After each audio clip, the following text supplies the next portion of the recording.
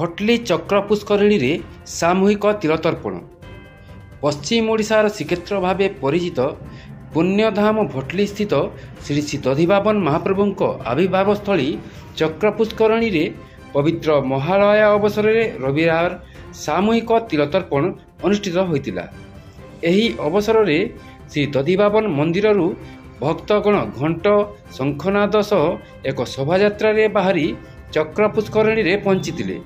ପରେ ପଣ୍ଡିତମାନଙ୍କର ମନ୍ତ୍ର ଉଚ୍ଚାରଣ ସହ ରୀତିନୀତି ଅନୁସାରେ ସମସ୍ତେ ନିଜ ନିଜ ପିତୃପୁରୁଷଙ୍କ ନାମ ଉଚ୍ଚାରଣ କରି ତିଳତର୍ପଣ କରିଥିଲେ।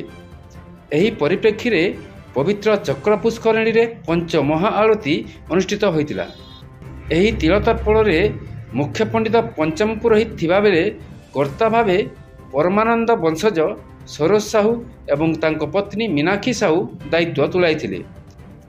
ମନ୍ଦିର ପୂଜକ ପଣ୍ଡିତ ଗୌରଚନ୍ଦ୍ର ରଥ, ଡୋଲାମଣି ପଣ୍ଡା, ମଳିଆ ପଣ୍ଡା, ବାଙ୍କ୍ୟବିହାରୀ ମିଶ୍ର, ସୁରେନ୍ଦ୍ର ମୋହନ ପଣ୍ଡା, ମହାପ୍ରଭୁଙ୍କ ବୈଦ୍ୟ ଗୋପୀନାଥ ନାୟକ, ବ୍ୟଙ୍ଗକବି ବାଙ୍କ୍ୟବିହାରୀ ସାହୁ, ଶିବ ନାୟକ, ଭୀମସେନ ବାରିକ, ପ୍ରତାପ ମହାପାତ୍ର, ରାମ ବେହେରା ପ୍ରମୁଖ ସହଯୋଗ କରିଥିଲେ। ତିଳତର୍ପଣ କାର୍ଯ୍ୟକ୍ରମରେ ଆଖପାଖ ଅଞ୍ଚଳରୁ ବହୁ ସଂଖ୍ୟାରେ ଦଧିବାବନ ପ୍ରେମୀ ଓ ଭକ୍ତଗଣ ଯୋଗ ଦେଇଥିଲେ।